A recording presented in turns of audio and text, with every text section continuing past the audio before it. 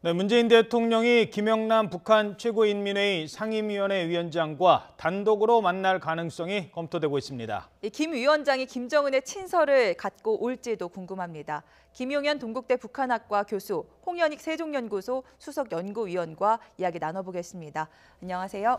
안녕하십니까. 자, 이게 뭔가 좀 긴박하게 돌아가는 것 같아요. 김영남이 오고 김영남과 문재인 대통령이 단독으로 만나고 또 단독으로 만났을 때 무슨 얘기하겠습니까? 다음에는 김정은과 문재인 대통령이 정상회담을 하는 방안도 얘기 나올 수 있고 지금 좀 앞서가는 측면도 있습니다만 거기까지는 해석이 될 수 있는 측면이 지금 제기되고 있어요. 지금 상황 어떻게 보십니까?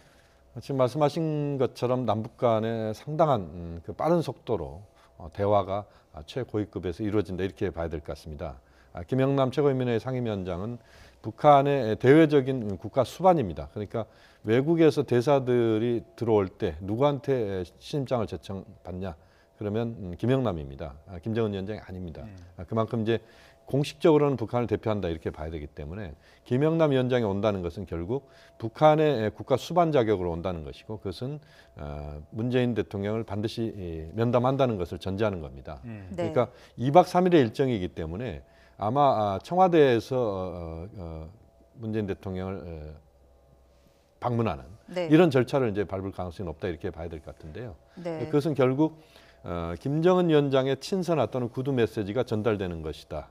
또 문재인 대통령의 친서나 구두 메시지가 김영남 위원장을 통해서 김정은 위원장에게 전달되는 이런 경로까지는 우리가 충분히 예상해 볼 수 있습니다. 그러니까 그 이후에 과정이 정상회담까지 가느냐는 부분은 북미 관계나 또는 전반적인 한반도 정세까지 고려해서 봐야 되겠습니다만 어쨌든 남북 최고 지도자 간의 대화가 김영남 상임위원장을 매개로 해서 진행되는 그런 차원에서 보면 매우 큰 의미가 있다 이렇게 봐야 되고 또 김영남 위원장의 방남 자체가 최초의 일입니다. 또 북한의 국가 수반이 내려온다는 것도 최초의 일이기 때문에 상당히 상징적인 의미가 크다 이렇게 봐야 됩니다. 네, 이 김영남 위원장이 말씀하신 대로 명목상 국가 수반이기 때문에 만약에 문재인 대통령과 1대1 회담이 이뤄지게 된다면 이거는 뭐 형식적으로 남북 정상회담이 이뤄진 거다 이렇게 볼 수도 있을까요? 형식적으로는 정상회담이죠. 근데 실질적으로 1인자는 아니기 때문에 오히려 실질적으로는 한 뭐 5인자 정도나 될까? 그 정도로 볼 수 있을 것 같은데요. 그러나 이제 국가 서열상으로 보면 항상 공식적으로는 김정은 다음엔 김영남이 오죠. 총리보다 더 먼저고 그런 상황에서 김영남을 문재인 대통령이 만나신다면은 아마 만나실 걸로 좀 봅니다. 그런데 이제 이 실질적인 북핵 문제의 구체적인 내용이라든지 이런 걸 상의하기는 좀 어려울 것 같고 그러나 이제 공식적인 방문이기 때문에 김정은의 친서를 가져올 가능성이 매우 크다. 그래서 김정은이 자기의 의사를 형식상 국가 수반을 통해서 우리 대통령에게 전달하니까 결국은 이 남북 간에 이제 좋은 분위기가 연출이 될 텐데 중요한 것은 결국 8일 날 열병식 행사를 어느 정도 규모로 그 아주 위협적인 모습을 좀 자제하고 하면은 상당히 분위기가 좋을 텐데 그게 이제 결국 마이크 펜스 부통령과의 뭐 조우라도 있다면 그런 것이 아마 영향을 끼치게 될 것 같습니다. 북한은 그러니까 열병식으로 한국과 미국에게 얘기를 할 수 있다. 그런데 이제 그 규모나 내용에 대해서 어떻게 조정할지는 김정은이 결정하는 것이기 때문에 김영남을 보냈더라도 아주 위협적인 열병식을 한다 그러면은 아마 우리 정부가 큰 온신의 폭을 갖기가 좀 어렵지 않을까 이렇게 생각이 됩니다. 예, 알겠습니다. 김영남의 그 방남에 대한 얘기는 잠시 뒤에 하도록 하죠. 지금 이 시각 파주 통일대교를 가보도록 하겠습니다. 잠시 뒤면 북한 예술단 선발대가 이곳 파주 통일대교를 넘을 것으로 보입니다. 차량들이 지금 통일대교를 통해서 저 북측에서 건너오는 모습을 볼 수 있는데요. 어느 차에 타고 있는지는 확인되지 않고 있습니다. 북한 예술단 기술실무진이 군사분계선을 넘어서 이제 잠시 뒤면 파주 통일대교를 건너올 예정입니다. 네, 북한 예술단 선발대가 내일 본진 방문에 하루 앞서서 먼저 방남을 하고 있는 모습입니다. 공연 준비를 위한 기술 실무진으로 얘기가 전해지고 있고요. 악기를 비롯해서 공연에 필요한 장비들을 가져올 것으로 예상됩니다. 북한 예술단의 이동 예상 경로가 지금 보여지고 있는데요. 평양에서 개성을 거쳐서 육로를 통해서 이 파주 도라산 남북 출입 사무소를 넘을 것으로 보입니다. 그리고 곧바로 숙소가 있는 인제 스피디움으로 가서 여장을 풀 예정입니다. 자, 일단 선발대는 이제 경의선 육로를 통해서 이렇게 남측으로 넘어옵니다. 잠시 뒤에 또 짚어보겠습니다만, 근데 본진은 지금 그래픽으로 다시 한번 보시죠. 속초항으로 만경봉호를 타고 넘어온다고 합니다. 이 원산항을 출발해서 속초항으로 올 것 같다라고 하는데요. 이 만경봉호를 타고 오는 본진은 앞서도 잠시 지적을 했습니다만 북한이 어제까지만 해도 전혀 우리가 잘 몰랐던 이런 내용을 갑자기 또 이제 만경봉호 얘기가 나왔어요. 네네. 또 해설을 좀 해주시죠. 정확하게는 만경봉 92호입니다. 예. 네. 만경봉 92호를 타고 오는데 과거 이제 2002년도인가요? 그 아시안 게임, 부산 부산 아시안 아시안 게임 게임 때도 이제 만경봉호를 타고 왔습니다. 이게 두 가지 의미를 갖고 있는 것 같은데요. 하나는 만경봉호가 지금 국제사회 제재 대상은 아닙니다. 다만 이제 우리 오이사 조치에 의해서 제재 대상에 올라 있는 건 사실입니다. 왜냐하면 오이사 조치는 북한의 어떤 그런 선박이나 이런 선박이 우리 해역을 운행할 수 없게 돼 있거든요. 그래서 이제 오이사 조치를 예외적으로 이번에 인정할 수 있다, 이게 우리 정부가 이제 내놓는 입장일 것 같은데요. 어쨌든 육로로 오는 것보다 해로로 속초를 통해서 바로 들어오는 이 경로는 북한으로서는 이제 상당히 좀 빠른 경로, 또 그 과정에서 만경봉호를 이용함으로써 뭔가 해로까지도 여는 뭐 그런 효과를 노린다, 이렇게 한편으로 봐야 될 것 같고요. 예. 또 하나의 측면은 지금 이제 만경봉 92호가 그 속초항 또는 강릉항 뭐 이렇게 이제 그 여장을 풀 것 같은데 거기에서 숙식도 가능합니다. 그렇죠. 그러니까, 지난번에도 그랬어요. 그렇습니다. 그러니까 지금 이제 북측의 선수단이나 지금 응원단이 한꺼번에 많이 오기 때문에 우리가 숙박 시설이랄지 이런 부분들에 상당히 좀 민감한 부분들이 있고 또 제대로 지금 준비가 명확하게 덜 돼 있는 부분들도 있을 수 있을 것 같습니다. 이제 이런 것들까지 고려해서 만경봉호에서 직접 숙식을 하면서 공연을 하는, 그걸 통해서 어쨌든 북한 나름대로는 자신들도 어쨌든 지금의 그 평창올림픽에서 우리에게 신세만 지는 게 아니고 북한도 나름대로 최선을 다하는 이런 모습도 보여주는, 이런 것도 우리가 생각해 볼 수 있을 것 같습니다. 왜 만경봉호를 택했을까요? 갑자기? 예. 무엇보다도 뭐 북한이 그 노리고 있는 것은 아무래도 우리의 제재에 있어서 오이사 조치에 이제 위배되는 내용이니까 그것에 대한 또 다른 예를 한번 만들어 보려는 의도가 있다고 봐야죠. 일단은 벌써 두 번이나 이제 오는 경로를 바꾼 거죠. 그렇죠. 처음에는 네. 판문점 통해서 온다 그랬다가 경의선 통해서 온다 그랬다가 예. 이제 동해 쪽으로 오는데 그거 자체를 뭐 이렇게 다른 안경을 쓰고 볼 필요는 없을 것 같고요. 일단 김 교수께서 얘기하셨듯이 자기네 인원들을 자기네가 관리하겠다는 거, 그것이 이제 좋은 의미로 보면은 자기네도 경비 부담한다 이런 측면이 있지만 혹시나 이탈자가 생기는 걸 막는 그런 측면도 있죠.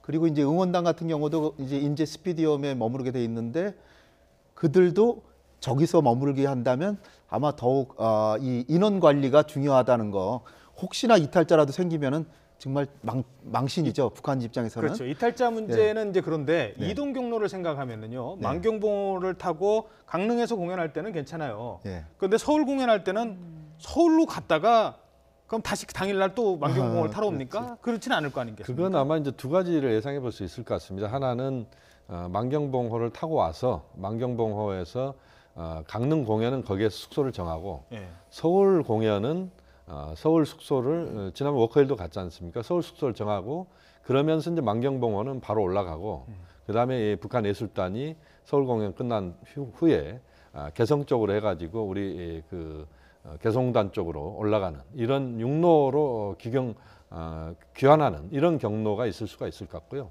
말씀하신 것처럼 다시 그 만경봉호로 가서 올라가는 경로도 있을 것 같고요. 어쨌든 지금 상황으로는 좀 유동적인 부분이 있습니다. 툭툭 잽을 날린다는 생각이 들어요. 그러니까 우리가 이렇게 제재 조치가 있는데 네. 요걸 올림픽 기간 동안 요거는 그래 올림픽이니까 좀 빼주고 요거는 예외로 하고 자꾸 이제 그런 것들을 네. 만들어 가려는 의도가 있는 것 같아요. 북한이 할 수 있는 게 뭐 별거 없잖아요. 사실은 그 열병식 규모를 줄이고 미사일 같은 거 전시 안 하고 그러니까 시위 안 하면 제일 큰 효과일 텐데 네. 그거는 또 자기네 그 국가 내부의 어떤 체제 유지적 목적이 있기 때문에 그거 아니더라도 자기네가 할 수 있는 걸 저런 걸 보여주고 그러면서 자기네가 유람선도 있고 하니까 북한에 오는 관광객도 좀 유치하고 여러 가지 효과를 동시에 노리는데 어쨌든 우리를 약간 테스트한다 그런 측면이 가미돼 있는 것은 부인할 수 없겠죠. 네, 오늘 먼저 예술단 선발대가 오고 네. 내일은 또 본진이 내려오게 되는데 그렇습니다. 여기에 이번에도 현송월 단장이 포함될 가능성 얼마나 된다고 보십니까? 현성월 단장은 거의 100% 온다 이렇게 봐야 되지 네. 않겠습니까? 왜냐하면 이번에 삼전 관현악단 삼전 관현악단 단장이기 단장이잖아요. 그러니까 오늘은 이제 기술진들이 옵니다. 그러니까 오늘 온 사람들은 무대를 새로 만들어야 되니까 무대를 만들고 또 악기나 전반적인 북측을 갖고 내려올 걸 다 갖고 내려와서 오늘부터 이제 내일하고 모레 7일까지 계속 그 작업을 할 겁니다. 네. 그다음에 이제 현송월 단장은 이제 내일 지금 이제 본진은 6일 날 내려오는 걸로 돼 있으니까요. 140명이 이제 원래 정식 인원이기 때문에 네. 현송월 단장은 뭐 100% 내려온다 이렇게 봐야 될 것 같고 또 지금 보면은 이제 그 여러 그 예술단도 그렇고 뭐 여러 지금 이제 그 경로 자체가 복잡한데요. 북한으로서는 지금 판문점 그다음에 개성 또 우리는 또 금강산으로 가는 그런 동해선 또 해로 이렇게 해서 다방면적으로 남북관계 차원에서 어떤 그런 길들을 다 열어보자라고 하는 육로도 열리고 바닷길도 그렇습니다. 열리고. 해로 공로까지 다 여는 이런 차원에서 어떤 남북이 여러 가지 시험을 하고 있다 이렇게 볼 수도 있겠습니다. 예, 알겠습니다. 자, 지금부터는 올림픽 기간 동안 주목받을 세 사람을 얘기를 해보도록 하겠습니다. 물론 금메달 따는 선수들 제일 주목받아야겠죠. 그런데 현재 남북한 상황으로 봤을 때는 문재인 대통령, 김영남 위원장 그리고 마이크 펜스 미국 부통령 이 세 사람의 움직임에 이 세 사람이 셋이 만나는 일은 뭐 따로 만나는 일은 있을 수 없을 것 같고요. 아마 각자 만날 수도 있을 가능성이 좀 높아 보입니다. 그래서 얘기를 해보도록 하죠. 먼저 북한이 아까 이제 지적을 했던 것처럼 거의 파격적으로 최고 수반을 남측에 보냈습니다. 그러니까 우리도 이렇게까지 와줬는데 청와대에서 한번 단독 회담 갖자라고 할 가능성이 큽니다. 두 가지 의문점이 되겠습니다. 빈손으로 올까요? 친서 들고 올까요? 두 번째, 우리가 만난 다음에 김정은 위원장과의 어떤 정상회담도 타진을 할 수 있을까요? 먼저 말씀 부탁드리겠습니다. 일단 뭐 친서를 가져올 거는 거의 분명해 보이는데요. 그렇다고 이게 남북 정상회담으로 이어진다라고 하는 건 조금 아직은 좀 시기상조다 이렇게 보여지고 일단은 그 열병식을 좀 봐야 되고 거기에 따라서 마이크 펜스 부통령의 지금 태도가 지금 뭐 서울에 가지고선 북한 인권 문제를 주로 부각시키겠다. 네. 또 전략적인 면은 끝냈다는 거를 천안함 얘기할까요? 보러 가겠다. 예. 그런 거는 뭐 굉장히 지금 한마디로 얘기해서 전략적인 오바마 대통령의 좀 그 유약한 대북 정책이라고 트럼프 대통령이 평가하는 전략적인 내가 끝났다는 걸 확실히 보여주는 메시지를 전하기 위해서 간다. 이렇게 하고 있기 때문에 더군다나 마이크 펜스 부통령이 일본을 거쳐서 아베하고 힘을 규합해가지고 이제 오거든요. 아베는 지금 어떻게든지 이 국면을 그냥 호락호락 넘어가지 않고 강한 대북 정책을 몰아쳐서 남북 간에 어떤 상황이 오더라도 자기는 개헌도 하고 뭐 이런 걸 국내 정치적으로 최대한 이용하려고 그러니까 마이크 펜스 부통령이 아베를 만나고 이제 오기 때문에 더군다나 초반부에 마이크 펜스 부통령이 섣불리 이 김영남 만나거나 이러지 않을 거거든요. 네. 근데 이제 그러니까 우리 정부가 할 수 있는 거는 북한에게 적어도 물밑으로라도 열병식 규모를 좀 줄여라. 그리고 그것은 김정은 위원장이 신년사에서 얘기한 민족끼리의 공조라든지 우리 민족끼리 그 경사는 축하해주고 하는 그런 거에 위배되는 거 아니냐. 스스로 생각해 볼 때도 그거는 북한의 이미지 개선에 부정적 효과가 온다. 따라서 북한 스스로가 줄이도록 함으로써 이 길을 열어주는. 사실 문재인 대통령이 김영남 만나는 것보다 그게 오히려 더 중요한 효과가 발휘될 수 있다고 저는 봅니다. 네, 어떻게 마이크 펜스 부통령이 심지어 뭐 청와대에 이런 당부까지 했다고 하죠. 북한 인사와 마주치지 않도록 좀 신경 써달라. 네. 그런데 실제로 진짜로 북한 인사와 대화 테이블에 마주 앉을 그런 뜻이 있다고 보시는지요? 지금 이제 펜스 부통령과 김영남 상임위원장이 일단 공식적으로 만날 수 있는 공간이 네, 9일 날 낮에 그 리셉션입니다. 리셉션, 예. 그러니까 그게 개막식 전에. 그렇습니다. 네. 개막식 직전에 리셉션 끝나고 나서 이제 개막식 보러 가는 거거든요. 그 리셉션을 어디서 하느냐? 강릉 아트센터입니다. 북한이 공연을 8일 날 하고 9일 날 리셉션이 열립니다. 거기에는 김영남 상임위원장이 참석합니다. 왜냐하면 김영남 상임위원장의 일정이 9일부터 11일입니다. 그러니까 3일간의 일정이거든요. 길게 생각할 수도 있고 짧게 생각할 수도 있는 기간입니다. 이 기간 동안 수많은 이야기를 할 수 있고 수많은 만남을 가질 수도 있습니다. 이건 현재 열려 있다 이렇게 봐야 될 것 같고, 우선 그 자리에서 펜스 부통령과 김영남 상임위원장이 서로 악수는 분명히 하겠죠. 네. 뭐 거기서 모른 체 하지는 않을 것 같고요. 그런 과정에서 그 다음에 이제 좀 더 나아간다면 우리 문 대통령과 김영남 상임위원장 만나는 건 확실하고, 펜스 부통령도 이미 만찬 약속 잡혀져 있고, 그렇게 만나니까 그 문 대통령을 중심으로 놓고 김영남 그다음에 펜스 이 두 사람을 문 대통령이 좀 조율하는, 또 그 두 사람의 만남을 간접적으로 또 서로 중개하는 그런 역할을 할 수도 있다. 예. 이렇게 봐야 될 것 같습니다. 알겠습니다. 네. 지금 화면을 먼저 좀 설명을 드려야 될 것 같습니다. 북한 예술단 선발대가 조금 전에 CIQ 구역이라고 하죠. 북측 지역을 넘어서 남측으로 들어오는 모습입니다. 아직 통일대교는 건너지 않았고요. 조금 전에 그 전에 있는 CIQ를 그러니까 국경을 넘어선 거죠. 넘어서서 들어오고 있습니다. 네, 지금 방역을 지금 하고 있는 겁니다. 지금 방역 그 공간을 그렇네요. 지나서 예. 거기는 또 분사가 이루어지게 됩니다. 예. 네, 버스도 보였지만은 뒤에 큰 화물차 아무래도 그 공연 장비를 싣고 있을 것으로 보이시죠? 그렇죠. 지금 네. 오늘 오는 사람들은 예술 단원들이 아니라 기술진이기 때문에 무대 장비 준비하러 이제 오는 겁니다. 그러니까 서울도 안 오고 바로 강릉으로 가서 강릉 아트센터에서 무대 장치, 조명 이런 걸 다 해놓고 딱 기다리면 내일 이제 본진이 140명이 오는 거죠. 예, 다시 한번 보시겠습니다. 조금 전의 모습인데요. 지금 북한의 기술진 선발대를 태운 버스, 그리고 뒤에 이제 대형 트럭이 보이시죠? 그러니까 악기라든가 무대 장치를 실은 선발대가 먼저 도착을 했습니다. 네, 저 버스에는 23명 공연 준비를 위한 기술 실무진 23명이 타고 있을 것으로 보이고요. 조금 전 도라산 출입사무소의 이동 모습인데요. 지금 방역을 하는 장면을 보고 계시다라고 또 김용현 교수님께서 설명을 해주셨습니다. 예, 자 지금 그 삼지연 관현악단 이 관람 신청이 꽤 많이 응모를 했대요. 지금 네. 북한 예술단 좀 보겠다. 15만 6천여 명이 지금 응모를 해서 강릉 공연은 140대 1이고요. 서울 공연은 469대 1, 거의 500대 1의 높은 경쟁률을 보였습니다. 잠시 뒤에 오늘 추첨 결과가 나온다고 합니다. 만경봉호 92호를 통해서 이제 북한 본진도 들어올 예정인데요. 아무래도 이 예술단은 정치적인 색채도 많이 빠져 있고 그러다 보니까 우리 국민들의 관심을 좀 많이 받는 것 같습니다. 그렇습니다. 지금 이제 우리 국민들의 관심이 지난 한 10년 동안 남북 관계에서 북측의 공연을 제대로 본 경험이 별로 없습니다. 네. 또 이번 평창 올림픽과 또 맞닿으면서 북측의 만경단 그 삼전 예술단 삼전 공연이 실질적으로 얼마만큼 이제 어떤 내용을 담고 있는지, 또 대체로 레퍼토리 자체가 민요나 또 국제적으로 알려진 명곡들 중심으로 이루어진다 이렇게 되어 있기 때문에 그런 과정에서 좀 더 많은 부분 국민들이 공감할 수 있는 그런 내용들일 것 같습니다. 그래서 지금 거의 뭐 500대 1이라면 정말 어려운 그 예선을 뚫고 그래야 국립극장에 가서 볼 수 있다 이렇게 봐야 되기 때문에 상당히 국민들의 기대가 크고, 네. 또 이번에 보면은 이제 강릉 공연 같은 경우는 강원도민들이 주로 많이 봅니다. 예, 그렇죠. 예, 그리고 또 이번에 서울에서는 일반 시민들도 보시지만 또 초청 인사들도 있고, 예.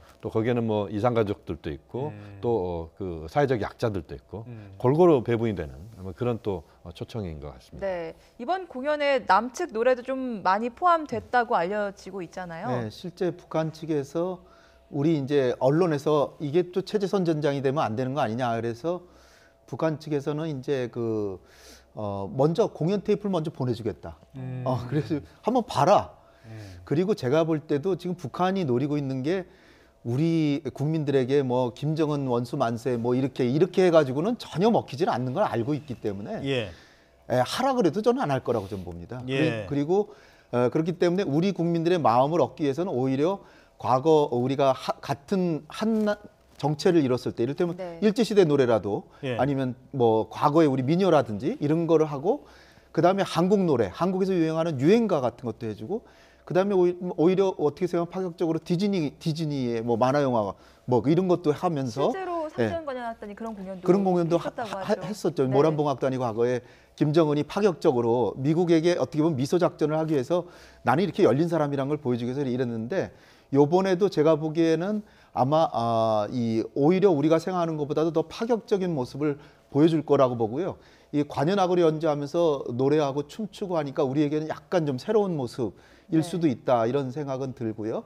그리고 아마도 문재인 대통령께서도 관객으로 가실 것으로 지금 예상이 되고 김영남 상임위원장도 갈 수가 있습니다.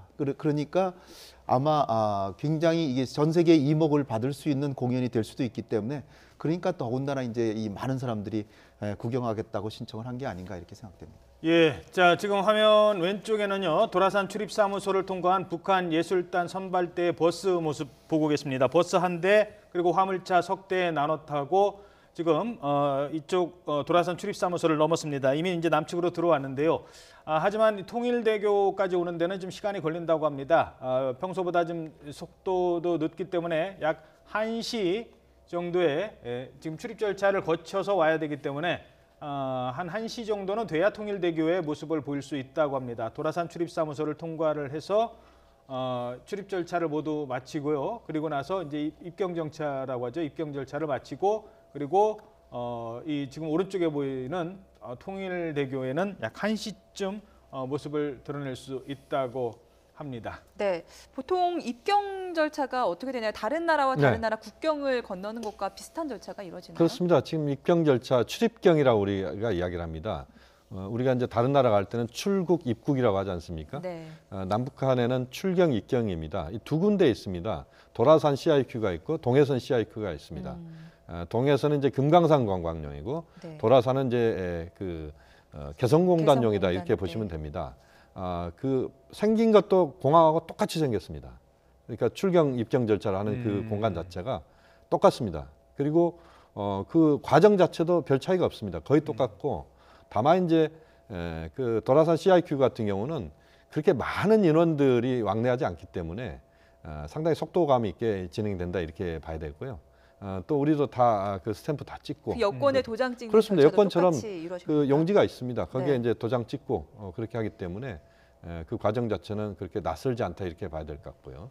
전체적으로 도라산 우리가 경험을 해보신 분들이 느끼겠습니다만 도라산 CIQ에서 그 입경 출경 절차 거치고 나서 그 우리 쪽에 선도 차량이 이제 앞에 나가고 우리 이제 그 차량들이 가면은 뭐 대화 몇 마디 나누면 바로 북한 CIQ 나옵니다. 그러니까 그만큼 북한 CIQ에서 도라산 CIQ까지 굉장히 가까운 거리고 그렇게 보면 뭐 남북한의 이 거리 자체가 실질적 거리는 굉장히 가까운 거리라고 이렇게 볼 수 예. 있습니다. 자 그래서 11시 죄송합니다. 1시에 통일대교를 건너갈 것으로 이렇게 예상이 된다고 합니다.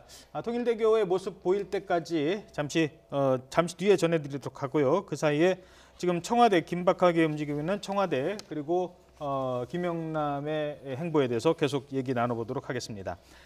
앞서도 잠깐 짚어봤습니다만 이제 청와대가 지금 설득을 해야 되나요? 뭐 어떤 그 스탠스를 취해야 되냐면 미국은 저렇게 계속 강경 입장으로 나오고 와서 계속 뭐 북한의 인권 문제를 거론을 하고 있고 한쪽에서는 또 우리는 또 우리대로 김영남 위원장을 만나서 대화를 풀어야 되고 약간의 뭐 딜레마라고 할까요? 이런 거에 좀 빠져야 될 상황이 올 수도 있을 것 같습니다.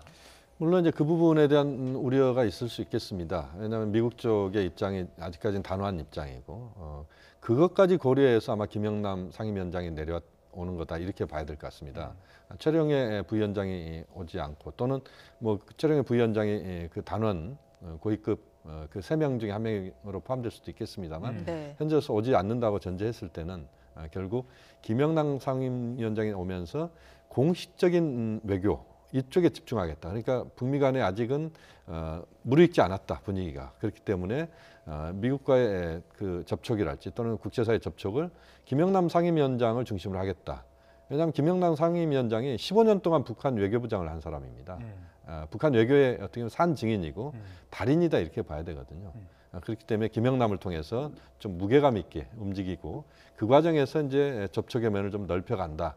이렇게 접근하고 있는 것 같고요. 미국 쪽 입장은 지금은 강경하게 지금 브레이크를 거는 이런 입장들을 표명하고 있지만 막상 오게 되는 펜스 부통령이 오는 그 과정에서부터는 조금은 유화적으로 변할 가능성이 있다고 봅니다. 그래서 좀 그런 흐름들을 문재인 대통령이 얼마만큼 중간에서 이제 역할을 해내느냐. 이게 지금 관건이고 우리 외교부도 역시 마찬가지입니다. 미국과 북한 사이에서 상호 간의 어떤 그 거리를 좁힐 수 있는 그런 차원에서의 스킨십을 할 수 있도록 그런 장과 그런 공간과 분위기를 만들어주는 이런 것이 현재로서는 가장 중요하다고 볼 수 있겠습니다. 예, 어떻게 보십니까? 예. 북미 간에 이게 대화로 연결시키는 게 이제 결국 관건인데요. 지금 미국과 북한의 입장을 보면 북한은 핵보유국으로 인정하지 않으면 어떤 대화도 안 하겠다. 그리고 미국은 한 60일 이상 90일 정도의 도발을 전혀 안 하는 행동이 일단 있어야 되고 그 다음에 핵에 대해서 포기할 수 있다는 의사를 표명하면 대화하겠다. 입니다. 근데 북한은 핵은 이미 가졌다. 그거거든요. 그러니까 우리 정부가 해야 될 일은 북한과 미국이 어느 조금의 체면은 살리고 약간의 이득도 있게끔 만들어줘야 되는데 트럼프 대통령한테의 이득은 단순히 국익뿐 아니라 올 11월 달에 있는 중간선거에서 공화당의 승리를 위한 외교적인 전리품이 필요한 거예요. 그러니까 트럼프 대통령 쉽게 안 움직이려고 그러죠. 그러니까 트럼프 대통령이 북미 대화에 응하게 하려면 결국 북한으로 하여금 조건부라도 뭐 이러이러한 조건에서는 포기할 수도 있다라는 정도로라도 조건부라도 포기 의사를 비추게 만들어야 됩니다. 근데 이제 뭐 아예 그냥 우리가 고위급 회담에서 거론하니까 이건 남한하고 토론할 문제가 전혀 아니다. 그러면서 뭐 화를 내면서 일부러 그걸 자기 뭐 의향을 표시하고 막 그러잖아요. 그러니까 그 부분에서 어떻게든지 일단은 김영남 위원장하고 펜스 부통령하고 만나게 하려면 그 열병식이 중요한 것 같고요.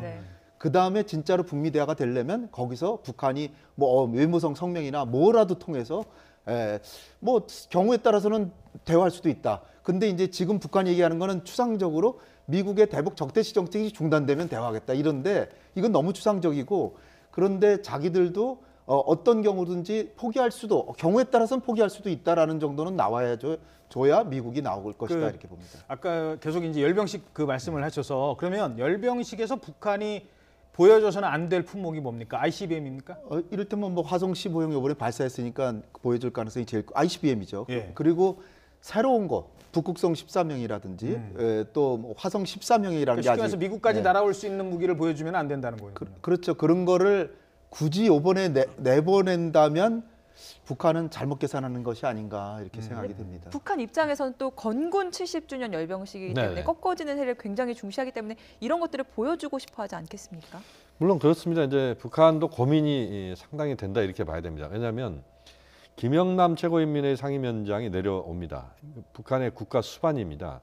어쨌든 실권이 있건 없건 간에 북한의 사실상 대외적으로 북한을 대표하는 사람입니다. 이 사람이 내려오는데 그 전날 북한이 ICBM급이나 또는 그 정도에 준하는 미사일을 공개하면서 국제사회 특히 미국을 자극한다. 이것은 좀 어울리지 않습니다. 왜냐하면 김영남 위원장이 온다는 것은 결국 북미 대화에 있어서 북한이 좀 더 적극적 자세가 있다. 이것을 보여주는 부분이거든요. 또 남관계도 역시 마찬가지고요. 그렇다면 북한이 그 국제사회가 우려하는 또 우리 정부도 지금 공식적으로 이야기는 하지 않고 있습니다만 ICBM급 미사일을 공개하지 않아야 된다라고 하는 그런 입장은 우리 정부도 역시 마찬가지거든요. 그래서 북한이 그런 부분에서의 자제가 좀 이루어진다면 상당히 적극적으로 북미 관계 개선에 대한 의지가 있다. 이렇게 우리가 볼 수 있습니다.